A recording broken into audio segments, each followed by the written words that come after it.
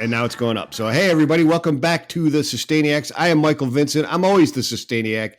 She's Jennifer Faust. She's always a Sustainiac too, but this is her first time as a guest on the show. And welcome, Jennifer. I'm so glad that we finally got this together. We've been working on this for a number of months, right? That's correct. Thank you so much for having me. I'm excited to finally be here after it did. It took a few months for us to find a date that was going to work for us both. Yeah, it did, and thank you for bearing with me with my illness yesterday. So I was not, or this week. It's strange. COVID is just coming around again, man. It is. I mean, I know more people who have COVID or have gotten COVID in the last 2 weeks than throughout the Yeah. lockdown years. Seriously, Yes. which is interesting. It just and my entire family, everybody has had it. But anyways, that's not what we're here for. We're over that stuff. We're moving forward. Jennifer, you are. It says here on LinkedIn when I stalk you, it says that you are an investment advisor at International Trade Center (UN), which would be the United Nations, and Sustainability Impact Investment Advisor and board member as well. That's correct. Are these? So you're not. You're not. So are you? Is this the double-edged sword of Jennifer Faust that we're looking at? Yeah, it is. I've kind of got it. I wear multiple hats, Yeah. and kind of there's two sides to the work that I do. One is with public sector clients, the largest being the International Trade Center, which is a joint UN WTO agency based in Geneva, Switzerland. Um, Right.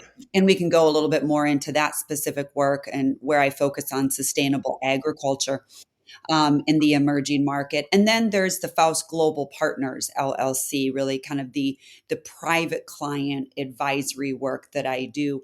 And that as well centers on ESG and sustainability, predominantly working with private equity clients who are trying to embed ESG and sustainability not only into their firm, but then across their portfolio companies and funds. Oh, okay. So that's very interesting. I mean, both angles are very, very interesting. We can start wherever you want to. Let's talk about. I don't care. Well, let's start with the last one. I guess the fund. So you're like you're not directly investing in sustainable businesses, but you're helping firms who invest understand it better and make wiser decisions. I guess. Yeah, I would say that is kind of predominantly the work that I do, with these private clients. I mean, I on my own, right, am an impact investor, and when I have, my own kind of portfolio, then I will Yeah. make some, venture capital, smaller investments into, up and coming businesses and sustainability. But the bulk of the work that I do, is with private clients. So they are private equity funds, some Yeah. venture capital funds I've worked with over the years, some microfinance funds, others that recognize, right, this, the emerging importance of sustainability and ESG into their businesses. Whether it's because management really feels passionately about it, but also, of course, because of the increase in regulation around the world, right? And the pressure that they're getting from investors and employees to integrate sustainability more into, their business practices. So I Yeah. serve as an ESG sustainability advisor to some private equity funds, helping them start building an internal ESG sustainability strategy for their firm. And then also integrating it across, their multiple funds and the portfolio companies that those funds have invested in. I got you. So it's interesting because when you read the news and specifically, I mean you're right there in the heart of the incredible battles now that we have, which is completely ridiculous. I'm sure you agree. Everybody I talk to agrees that the battles are ridiculous. You're either way over here or way over there. None of us are in the middle, although all of us are in the middle, uh, right? But there are positive and negative influences that you have them guide through, right? I mean, it's not always positive for stakeholders or shareholders to see a firm investing in ESG, right? It's not always a positive thing, right? Well, I think that there are some short term constraints, or you could say some short term, um, say this, kind of, it's not that it's short term risk, because it's short term, things you're giving up in order to put into practice, an Okay. ESG sustainability portfolio. So, I think one of the biggest things I work with clients on as they look at ESG and sustainability is really shifting their mindset from a short to a longer term horizon. And so you put in place some of these ESG and sustainability, practices and you could say frameworks into your business or to your fund. And yes, immediately there might be some costs, right? There might be Yeah. some upfront costs that are associated with it. But you have to then shift your thinking to more of a medium and a longer term, viewpoint. And I think in particular, that's a struggle in the United States, right? We're so hooked on, quarterly results of big public companies, stocks going up and down, all of that. I think parts of the rest of the world are a little bit better at looking at medium and long term. Um, Yeah. and so, yeah, you might take some hits to your bottom line, Yeah. in a 3 to 12 month period, or maybe even Which a is little, forever in the U.S. economy. That's forever. Three that's to 12. right? It That's is. forever. Yeah. People are not very patient here. And the Yeah. work I do is really global. So I see those types of cultural differences very clearly in how people perceive things. And so in the United States, they are. It's all about quarterly results. How are things going today? Is my bottom line increasing versus what it was last quarter or last month?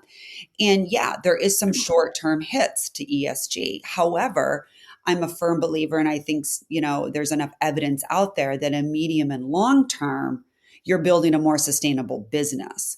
And that in the long term, you're going to benefit from some of the work that you're doing today. Yeah. There's those who would argue that if you left the American financial mind or mindset to its ways, it would build a car that went from 0 to 1,000 miles an hour in a quarter mile and blow up at the end. Yeah. Right. We don't understand the fact that you have to prune the tree to improve the fruit. Right. Sometimes that's what it is. Yeah. The patience is gone. Do you see in your work in that, I'm interested because I talked to several people. The last one was Peter Bryant. He's a mining and energy expert, right? He advises on mining operations and so on and so forth.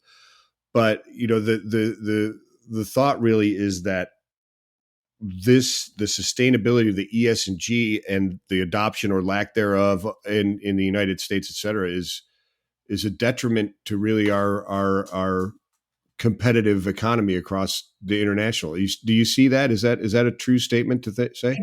I absolutely do.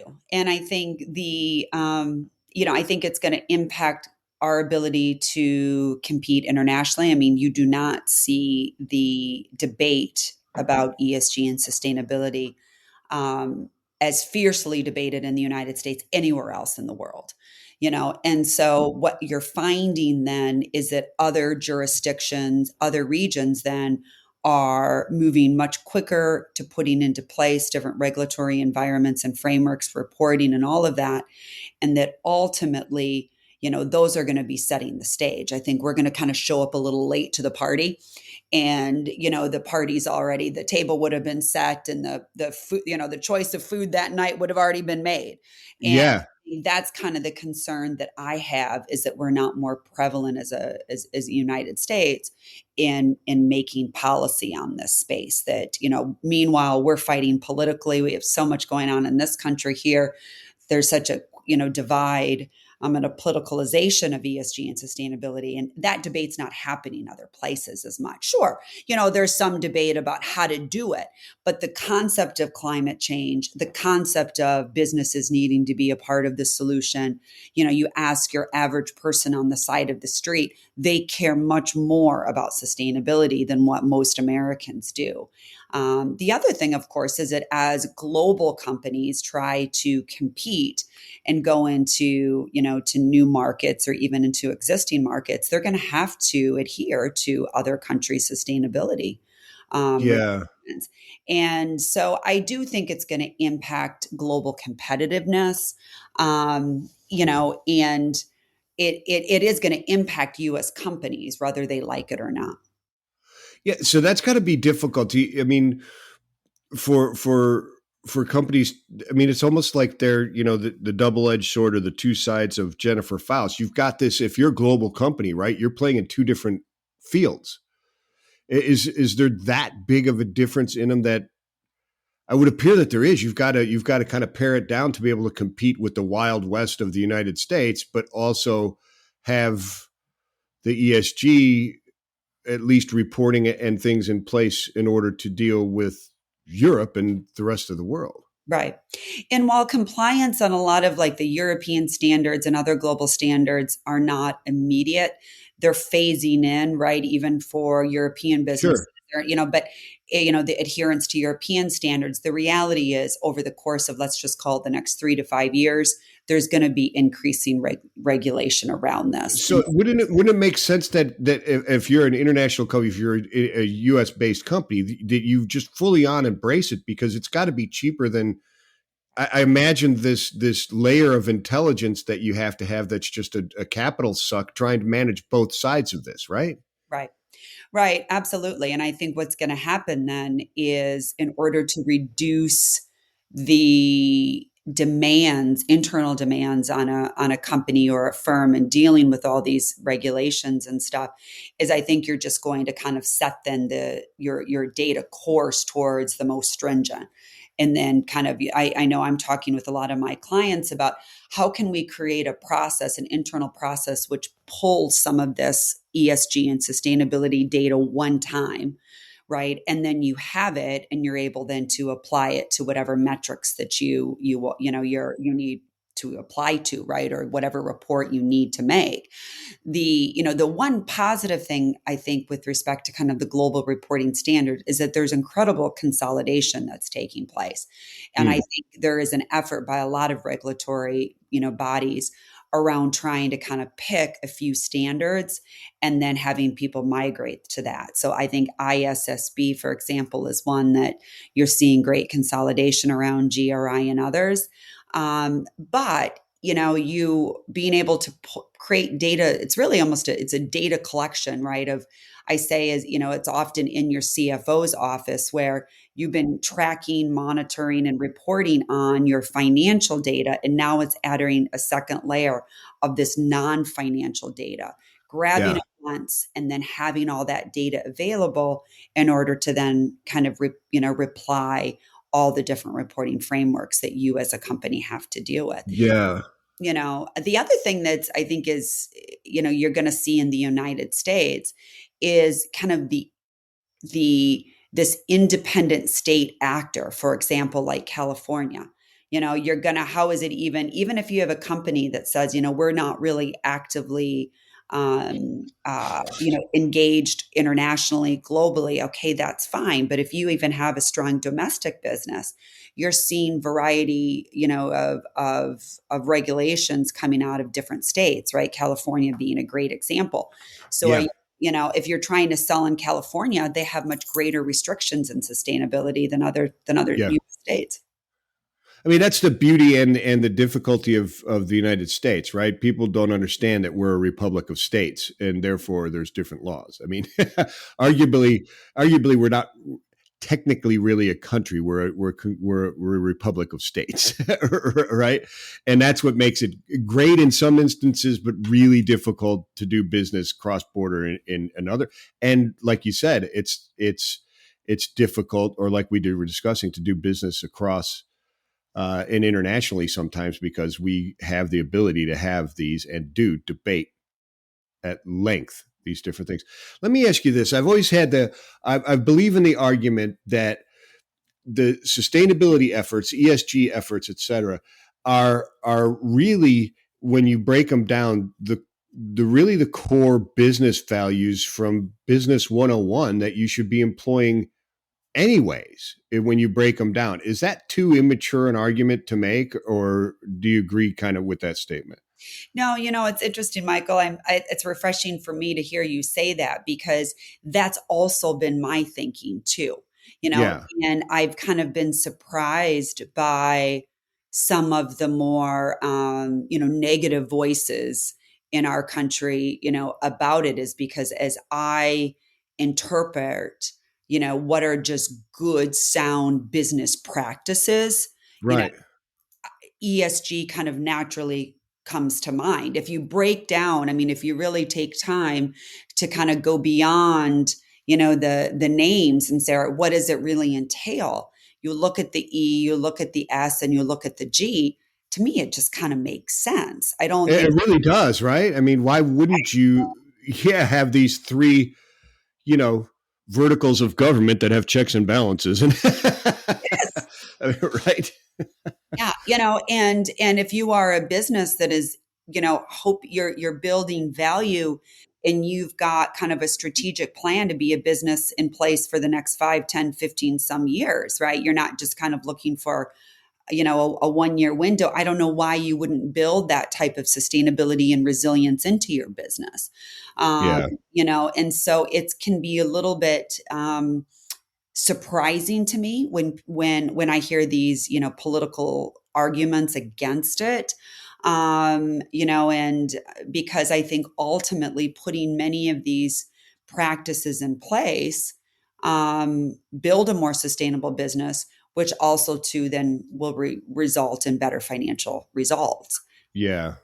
So there's two things that come to my mind when we talk about this particular subject, and one of them is, the romantic relationship with financial markets and the pressures there that kind of lead you astray from, if it turns a business into a moneymaker only, period, the end, right? And that's really not why you should be in business, in my opinion. If you're a business just to make a ton of money, then you need to rethink your life, in my Yes. personal opinion, right? And I think that's probably one of the pressures that make that happen. No.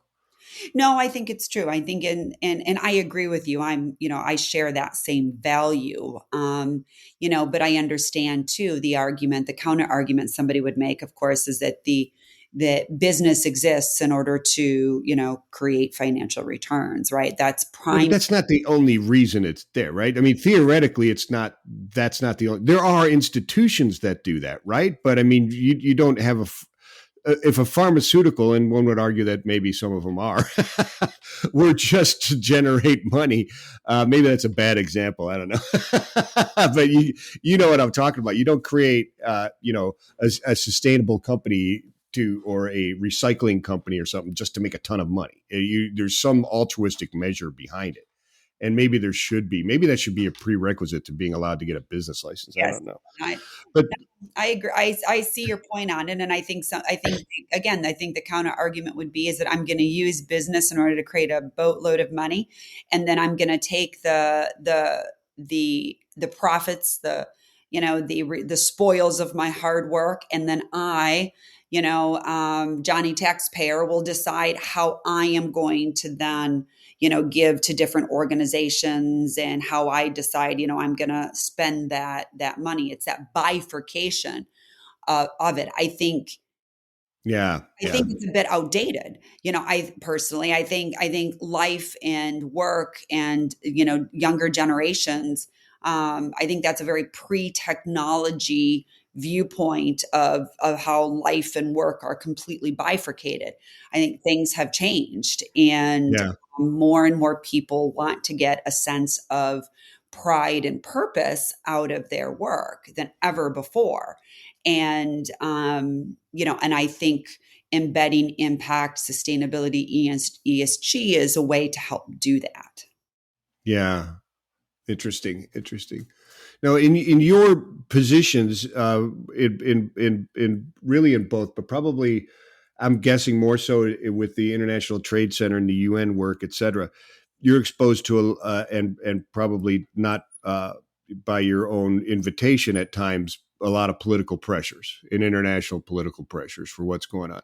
Do you see the argument that we were talking about? You have sides arguing for and against ESG. You've got the kind of the more conservative side at times, or Republican, if you want to say it, whatever you want to label it, saying you can't have public funds, investing in ESG companies and stuff like that, or if they have a specific attitude towards fossil fuels, I think was the actual term, right?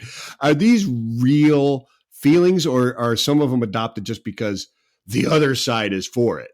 Therefore, we have to be against it. And we're not allowed to agree on a topic, even though it's the right way. We can't just reach across and say, Jennifer, we're of different political leanings, but your idea is great. Let's jump on board together because that's what we're really supposed to do.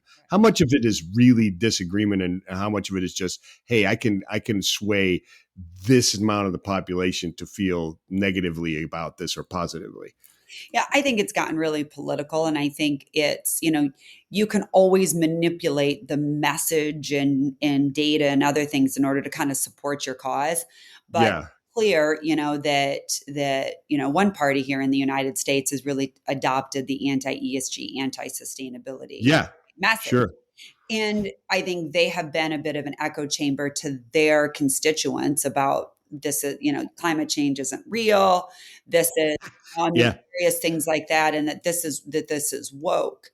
And so and they've done a great job actually at creating that narrative. They really have. They have. I mean, I have to give them credit for that. And I've even seen that in my business dealings with just friends and colleagues and stuff that I have, that I can tell some of them being more supportive of the work that I do, and others not, because it is in the ESG. What's Right. fascinating to me though is when I go abroad, and I do go abroad often, um, again, this political debate around sustainability, and I'd say sustainability is more the term people are starting to gravitate more and more to, because of this ESG politicalization. The reality is, very few, if any, dialogue is around the validity of sustainability. It's kind of interesting to me. You know, I, Yeah. I was recently in the Caribbean for an investment conference, and it was just on the heels of Hurricane Beryl that went through. I mean, you do not have to convince or debate anybody in other parts of the world that the impacts of climate change are real and are having a real impact, and a negative one, on other communities and countries. And so it's interesting to me as I travel internationally and am with different, you could say, levels of government, political leaders, business leaders in different countries, how different the discourse is in the United States versus other places around the world. Yeah. It's really interesting. The other thing that I would say, and that's a great point that you're making, and I'm sure somebody has papers upon papers that they've written of why that is. I've never read them. If you know of any, I'd love to read them, because it's interesting to me how it is. I've met a woman. She's vice president of sales at a company called Wally Grow. It's a really interesting company. They make a cool, sustainable planter that's kind of like a sconce you put on a wall. It's really kind of neat. But her conversion to sustainable thinking was she spent like 10 years as an English teacher in Heidelberg, Germany. And she came back and she just said it was a way of life. And when I came back here, it was really a shock to realize that we don't live this way. Right. And she's got her theories as to why, and so do I. But it's really interesting that no matter how many people I talk to, that is, and it's not really. Some of it people say is because we've treated the global South as really our garbage can, whether they were welcoming it to recycling it or not. It's fact we did, and we do still to some extent. And so you don't go to certain companies or countries or even Caribbean nations like you were talking about, and when your broom handle breaks, you just go get a new one. There's a Right. new one. There's no Walmart down the road. You just don't get one. And some of that convenience factor's got to be part of it, but that convenience factor's in Europe too. It's not like Europe has got to whittle a new handle for their broom if it breaks. Right. So It's true. It's true. I think Americans, we like convenience, and I think we like to be comfortable. And I think this is what our lifestyle, of course, as a result, I think of, decades now really of success, right. And wealth and all of that. And, it's very apparent when I travel abroad. I'll give you kind of a recent example that I even found myself kind of having to, check myself and my attitudes and my behaviors. But when I was, down in the Caribbean last a few weeks ago, I was in Guyana, which is a South American Hmm. country right next to Venezuela, for an investment conference, and was there on behalf of the International Trade Center in the UN. And it was interesting because, I live here in the Washington, D.C. area, and admittedly live a pretty comfortable life. Hmm. And it's hot, it's in the summertime, and I get to live in the cool comfort of my 70, at least a 72-degree, temperature house Yeah. consistently, all those types of things. And then to pivot down to my hotel room in Guyana, which, had a small wall unit that, Michael, I couldn't even figure out how to turn that thing on half the time. Yeah. Had to call, UN colleagues in who are from Africa, a little bit more familiar with some of these challenges. And listen, I say I am no diva. I mean, I've traveled extensively around the world, but I slept at least one night with no air conditioning. And then they taught me how to use this thing. But it was very clear. They only turn on the air conditioning if and when you are actually in that room. And that was just a reflection of this whole entire week that I spent there, which is the vast majority of the meeting rooms I were in, even with top officials, were unair conditioned. And Yeah. and that country over the past few years has seen an enormous amount of wealth with the exploration of oil. But the lesson of it is they do not consume the level of energy that we consume. We are used to, in this country, convenience and comfort. And the minute we don't have one or two of those things, we're just unhappy and we kind of don't want to play ball as much, right? Yeah, no, you're 100% right. It's crazy. It's crazy. So that attitude is certainly there, or that mindset, I should say. It's less of an attitude, I think, than it is really just a mindset of how we really just we do things. But have, do you see anybody who what confuses me at times is why okay, if you deny climate change or whatever, that's okay. Let's take that aside, right? I mean, people scream on it, people scream all kinds of stupid things on digital media, et cetera, right? You would think that since we can share information so much and so freely and so easily now that things would be better, but they're much worse. People are much more confused about reality now that they can see reality instantly. It's not reality anymore. We were more informed or more well informed, I think, in when we only had three channels on the TV at times, I think. But why, what is the negative? What, why is it bad? Or what is the argument against trying not to, you know, defecate in your own backyard? What's the argument against it? Right. You know what I'm saying? Why, no, we don't need social or governance. We don't need the S and the G. What's the argument against it? I don't understand. Why isn't it better to promote ESG at all costs, regardless of what's going on in climate? If the climate's not changing, isn't it better to be able to swim in the Seine? Right. I know. No, I know. And I think the messaging's been very distorted, and I think it confuses most people, right? That are tapping into the news here and there versus really kind of digging deeper and trying to understand the issues and stuff that there's an interconnectedness to the world, and whether your anti ESGers want to acknowledge that or not. And so I think that's really what I look at and focus on is, what happens to our waterways impacts, of course, our food sources. Thinking through this interconnectedness of your life, not only with nature, but also, of course, even amongst your neighbors within, Yeah, you're not only your neighborhood, but maybe your state, your country, and your region. And I think some of it can just be philosophical, right? Which is freedom, independence. I get to decide. Nobody gets to tell me what to do, type of a thing. But I think personally, I think it really fails to acknowledge, just I think a fundamental aspect of this world and his life, which is that we are interconnected and we need each other. No man Yeah. is an island.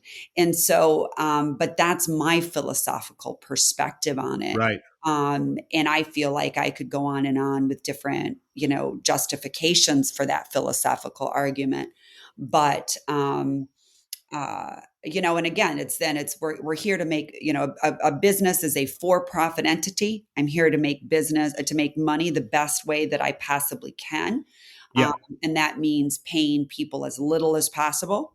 That means, using the resources that I have, however I can, and dumping and throwing away or whatever it is, in order to make that type of profit. But again, I think it's just such a short-sighted and viewpoint of life and of business.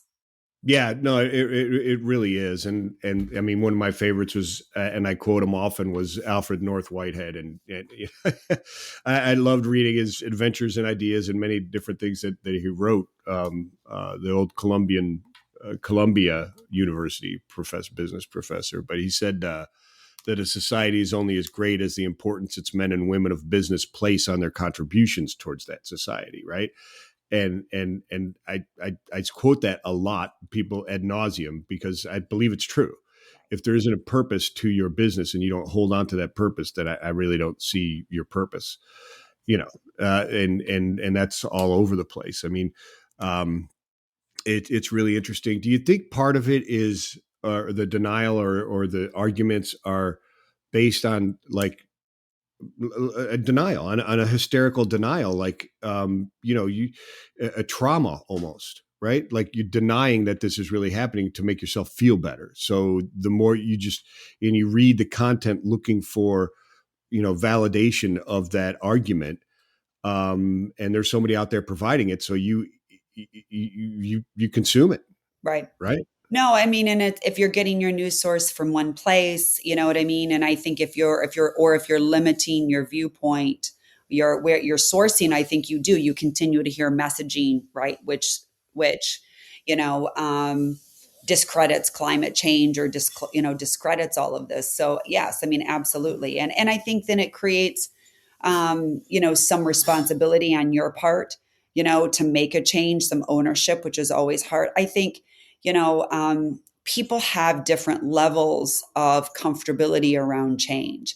And I think certainly we have, there are changes that are going to need to be put in place in order, I think, to address climate change. And I think not everybody wants to change those habits, change those patterns in their life, and would much rather just kind of allow somebody else to have to do it for them, right? Or a younger generation to take on that ownership of it.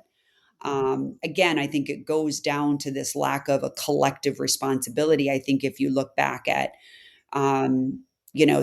business 150, 200 years ago, it was much more community, based, right? Yeah. I mean, and maybe it's as well one of the negative impacts with globalization is that you're right. You have these distributed supply chains, various things. It's much easier. You're not sitting looking at the problem in your face, and you feel less Yeah. connected to it, which is why I think with sustainability and ESG, storytelling is really, really important. I think connecting people with the impact, connecting people with the global South. You're right. I see it too. We've dumped a lot of our waste onto the global South. Most people don't recognize who makes your clothing. When you have these fractured supply chains, it pulls you further and further away from people in the end product. And I think that over time, since globalization really boomed post World War II, I think is creating a separation between people. Yeah, it certainly is. So, um, the work that you're doing at the International Trade Center and the UN World Trade Organization, et cetera, across the globe, is that more mission based? Is that more dealing with societies and building infrastructure, et cetera, than direct private enterprise and that type of thing? Absolutely. I mean, everything that the ITC does, with it being part of the United Nations, has an impact lens attached to it. Yeah. And so sustainability, resilience, and the agribusiness space is really core to the work that we do. So Okay. it's across some of your key agriculture value chains, your cocoa, your coffee, your coconuts, and a variety of things, spices and stuff, all the way down to fresh vegetables. But and then not only we work with farmer organizations and cooperatives, but it goes all the way up what is kind of considered the value chain of agriculture. I think, again, separating your consumer with your producer. I don't think consumers understand the value chain steps that a product goes through from when it's Mm, actually produced, often in places like the global south, right? And when they all yeah. of a sudden you go and pour a cup of coffee in the morning. Yeah, or tea that I'm having right now. Yeah, absolutely, they don't. So, is a lot of the work around that, like you talk about the infrastructure of supply chains and logistics, is that really? Because I've had that argument. My argument is, and I've 36 years in logistics. Now I'm in recycling, et cetera. And my thought was, and I still argue it, is it's the supply chain, it's the logistics that need to be fixed. Right. Yeah, I mean, I do. I think supply chains are a key component of addressing sustainability. Um, Yeah, and so I think you cannot talk credibly about sustainability with not looking at your supply chains and your sourcing, and of course, too, is part of that as well. Transportation. I mean, it goes all the way through. sure. And So I think all of that is a key component Yeah. of it. Well, you mentioned the different steps in the the division of the value chain, and condensing that value chain is what it helps, right? I mean, all right. Sorry about that speed bump. Not a Our problem. our supply chain was interrupted briefly. Right. Uh, but I was asking about condensing the value chain, and if that is really, when you talk about the supply chain, it's so fragmented in specific areas. And what I meant by that, if people don't understand what the question, the base of my question is, sustainability and the movement towards it, whether it be alternative energies or your work in agriculture, et cetera. We have the opportunity to, I'm not going to say redistribute, but to uplift a lot of communities, Right. right? And kind of improve the value chain for everybody across the board, which we could have done with oil and we could have done so many times, but we failed to do it. Is this our opportunity to do that again? I think, Maybe? yeah, I think sustainability, I think this is, and I think about my children and others, I think this area broadly is going to be one of the big opportunities going forward for multiple decades, right? How do we build more sustainable products and services and businesses and all of that? And I think it's a great opportunity to truly uplift more, and to create greater value, not just for a few at the top, but for more people. And I think, as you hear in politics too, of course, with the US election, everybody talking about, the middle class, all of that. Yeah. I think in particular, I think of the S of ESG. I think it's a great opportunity to address some of the S issues, which I could have a huge impact on the middle class and opportunities that they have. I think of the S with training, development, those types of things, which could be really interesting and allow people greater mobility and better jobs and stuff. So, um, Yeah. you know, I think it's all very much so connected, and I see it as an opportunity, not I know there's of course great risk that comes with climate change and worries around it. You see that with insurance industry and others, but I see it as an opportunity too. Yeah. Fantastic. That's my thoughts. If you've got a last thought other than that, which I thought was pretty good, let's hear it because we're I mean, there you mean look, 45 minutes goes by. It Boom. does, doesn't it? I know. I got so many more things I'd love to discuss with you.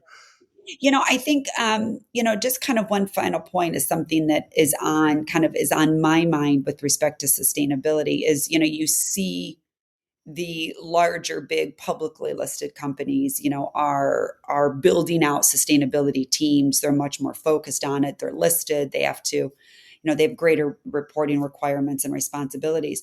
What I think is going to be a really is an interesting space, and a space that I really am focused on is that SME space.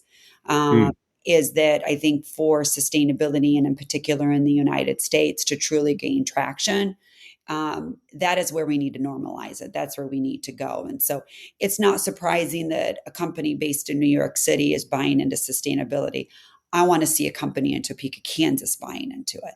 I yeah, see yeah, it broad base. And I think that's where I like to spend time working with clients, and particularly focused on that SME space, or private equity firms that are more focused on middle market companies, because that's where I think you can have some really great impact. gotcha. And I really want to see sustainability become more mainstream into modern American thinking. So Yeah, that's kind of a focus of mine, a wish of mine. And I think it's not going to be until that happens that we are going to kind of truly adopt it, right? Most of the American economy is driven by SMEs. That's true for, most economies around the world. So sure. how can we mainstream this more into SMEs? And have it be more broadly accepted across the United States. So that's something on my mind, as I move forward in this space. Awesome. Thank you so much, Jennifer. I mean, follow Jennifer on LinkedIn. I do, and that's where I found her, and she's awesome. Is there? So, look, what is it? What's the website for the work that you're doing at both places that people can go to and see what's Right. going on? Yeah, I appreciate that. So my personal website for Faust Global Partners is, www.faustglobalpartners.com. The work that the ITC does, the International Trade Center, you can Google it, and it's intrasend.org.